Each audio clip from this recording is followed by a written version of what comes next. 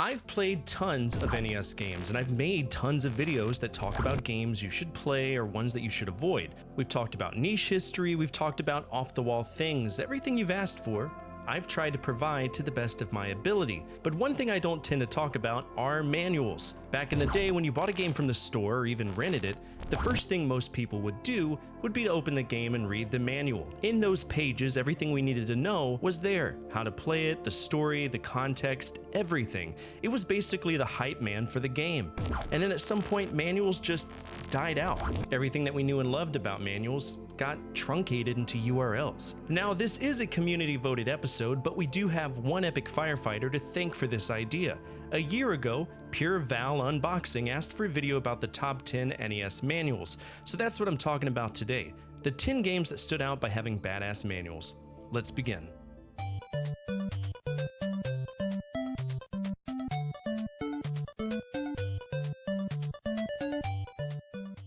Tropics. Now that's a big cult classic and for good reasons. I've yet to hear from anyone how this game sucks, and I played a little bit of it, but not enough to truly say, yeah, I played it and this is how I feel about it. It's one of those rite of passage games that kind of floated under the infamy of other games that were harder, like Ghosts and Goblins, Ninja Gaiden.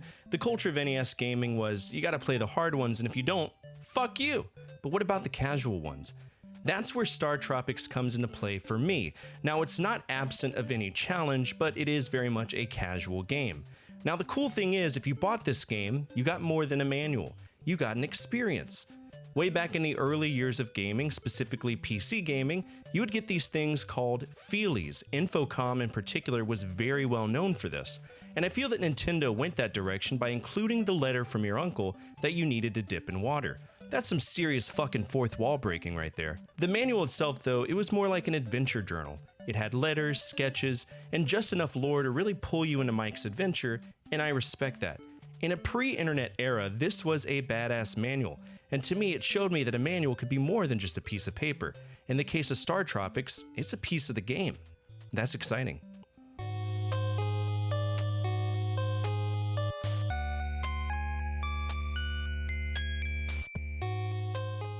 While I'm not a huge fan of the American release of Castlevania III, I would be a fool not to praise the manual that came with it. When you crack open the book for Castlevania III, you see some great artwork. It's stylish and atmospheric. It gives us backstory and bios into all of the potential characters we could encounter. And if you've ever played this before, that would be the tits and or the nipple as well, right? We would constantly be curious if the person we were fighting was this spirit companion that could accompany us on our journey. It also broke down the items and the magic and even the enemies to some capacity. It was all done in this easy to digest format that captured the tone of what Castlevania was all about.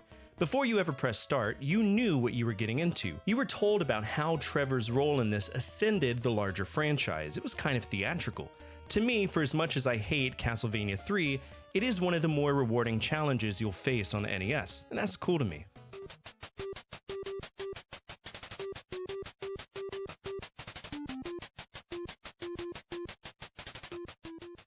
Xanadu is a game that I've been dying to play, but to do so, I have to do a little catch-up in the main series, Dragon Slayer. I think that's what it's called. That franchise is huge, and a lot of it was present on the PC-88 or PC-98, and Xanadu is the second game, with Xanadu being the home console port of Xanadu. Now you know. But the manual's really cool. The first 2 pages alone are stupid cool. You get a very well illustrated backstory and a map that is relevant to the story, but not in a way where it holds your hand. It's a generalized interpretation of the world that will enter in the game, and I'm okay with that. What really elevates this to the next level, at least above Castlevania III to me, is that it's written like a fantasy novel, not a technical guide, like we'd see with other games of the era. The items are broken down, complete with images and a description of what they do. And I mean, look at this picture. Nice, man. It's a great resource for the game you're about to play, period.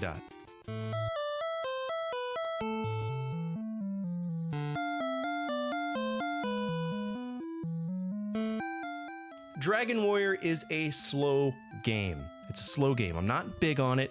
In fact, when people ask me what JRPG they should play as an entry-level game, I purposefully tell them not to check this one out because even though it's a forefather of the genre, it is slow, tedious, and to me the grind is more so for money, and that sucks the fun out of anything. I'm actually playing Phantasy Star right now, and I'm grinding for money and experience, so it's double the pleasure, double the anal bleeding! But the manual was pretty, it was vibrant, and I like to think that Dragon Warrior set the standard for what a JRPG manual should be, what it should include, and Chunsoft made sure to give us everything we needed in 36 wonderful pages. But that was if you were someone who bought it from the store. What if you were one of those lucky Nintendo Power subscribers? You not only got the manual, but you got the Explorer's Guide, a double-sided map, tips, a laminated card with spells. You were given every resource possible to make this game enjoyable. That guide is fucking epic. Did any of you get that guide? I'm curious, let me know down in the comment section below.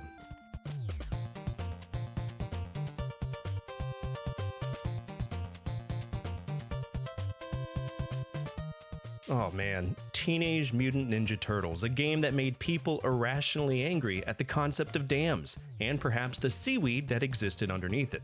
By the way, that's the Hudson River.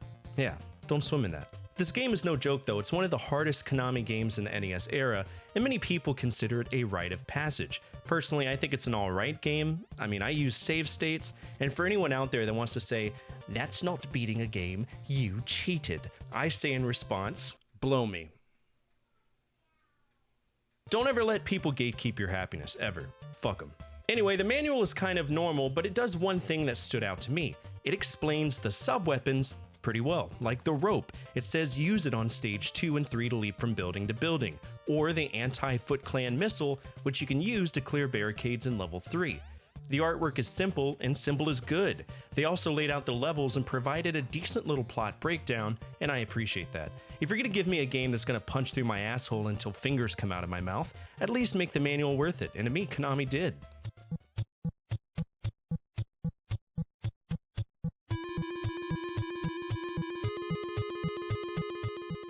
You know, I've still yet to play this. Some people hold it in high regard, some curse its existence. I've yet to play it, so I don't know how I'm gonna react to it.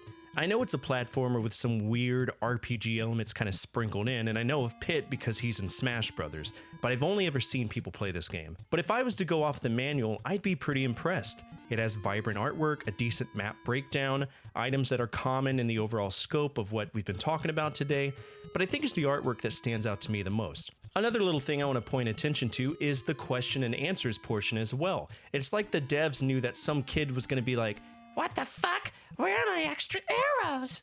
In that section alone, it hints at multiple endings as well. That wasn't overly common at the time.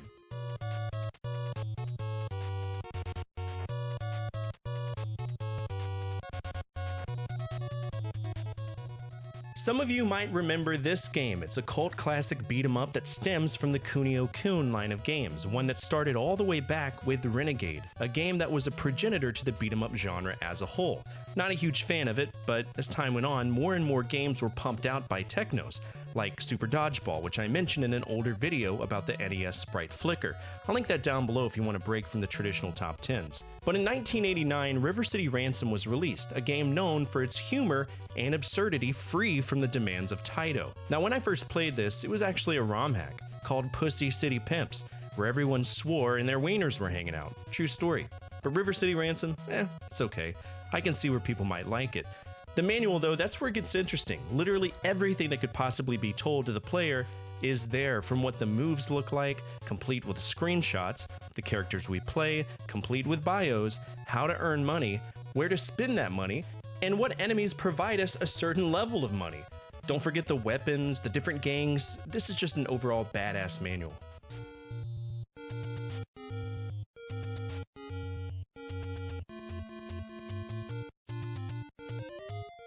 If NES manuals were royalty, The Legend of Zelda would hold the crown. Now, I personally don't enjoy this game. I just grew up in an era where Link was 3D, and my nostalgia goggles really make it hard to go back and play the top-down Zelda games. I know I will at some point, but I don't look forward to it. But the game itself, absolutely wonderful, from the gameplay to the cartridge to the box art, and of course, the manual. It was more than just instructions, it was part storybook, part strategy guide, and that was necessary because if you just booted into the game, you were just in a forest and hey, there's a cave and some guy down there who's probably on a sex offender registry giving you a sword. And if you're down to create your own journey without context, bully for you, you can 100% do that. But that map, it helped not only myself out, but it helped Aria as well. Back then, there were no Prima strategy guides, there was no game facts, and Nintendo Power was really the only resource. But to me, from the get-go, Nintendo made sure that everything you needed to know was in that manual, and that it was illustrated wonderfully, maps that made sense, item explanations, and they went above and beyond with 48 absolutely perfect pages of non-stop information for the masses to enjoy.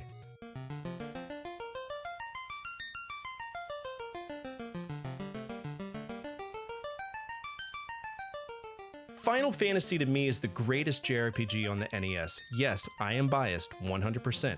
I don't know how I would have felt if I played Dragon Warrior first, but I can say with confidence, every time I play a JRPG on the NES, I hold it to the standard of Final Fantasy. The music, the storyline flow, grinding that made sense to me, magic galore, and a very large world. It has everything a boy like me would like. But the manual is a fucking Bible in comparison to other NES manuals at the time. Final Fantasy's manual is 80 pages of pure information. It's basically a strategy guide.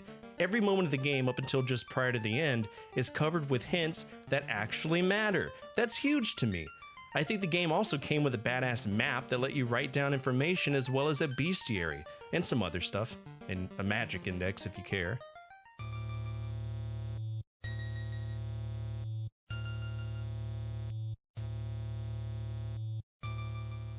If you've played Metroid before, you likely know where this is going. To me, the biggest plot twist of the 80s, at least in video game format, was the big reveal at the end of Metroid that Samus was a woman. Now, if you recall at the beginning of this episode, I mentioned that if you were a kid like me, you read the manual prior to playing a game. It was a hype man for the experience we were about to have. Now, the manual, it's big on story, and we learn all about this space shit. But on page 7, we're introduced to our protagonist, Samus Aran. And repeatedly on that page, it says he and him, and how wonderful he is, and how powerful and feared by space pirates across the galaxy he is. Culturally, it was accepted that men were the heroes and women were the damsels, and I mentally can't even fathom just how shocked people were when Samus's hair came down.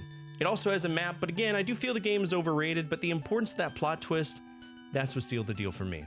And that's it for today's episode. What did you think of this list? Are there any NES manuals that stood out to you in your youth? Feel free to let the community know down in the comments section below. Speaking of our community, if you made it to the end of this episode, you're already home with us. We're a gathering of video game enthusiasts that love to remember when life was just a little bit easier to live. And if you align with that, feel free to subscribe. Finally, the single most important thing you could do for me is to hit that thumbs up button, as it directly affects the visibility of the videos and the projects that I work on every single day. As always, from my family to your family, good energy, good vibes. Fortefyre out.